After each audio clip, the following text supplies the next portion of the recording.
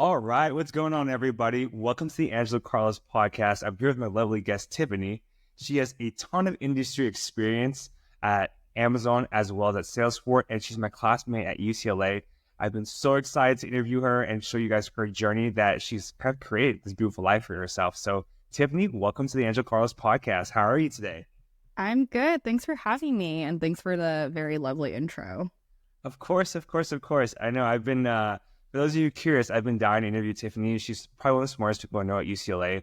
A lot of it tech experience. So she's going to give you a lot of insight with like working in tech, as well as she's one of like probably the best leaders I've met at UCLA Anderson with regards to her dedication to the class, how she kind of embodies UCLA and growth as her personality. And I feel like you guys are going to learn so much from this podcast. So Tiffany, thank you so much for joining.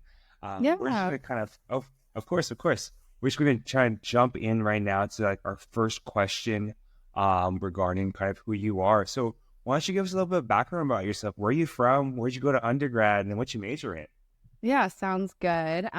So I grew up in Irvine, California, in Orange County. So, SoCal girl through and through. I wanted to get out of SoCal, so I went to UC Davis. That's actually how Angelo and I connected. He didn't go to Davis, but I remember it was probably like LF, like our orientation week when we like talked about Davis and we are talking about like how you're always there. So, yes, I went to UC Davis, studied managerial economics.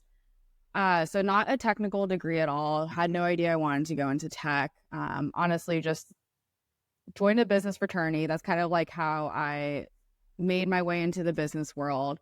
Was kind of influenced by like all my friends there to like look at the finance and accounting.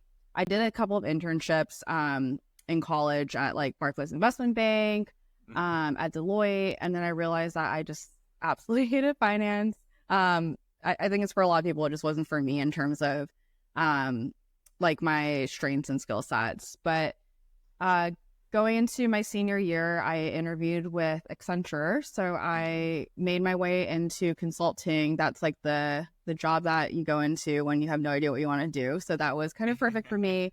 Gave me a lot of like options and opportunity. And when I was at Accenture, I was on a few clients. I got to work on some really cool projects, like working with State of California. I worked with a couple of banks as well.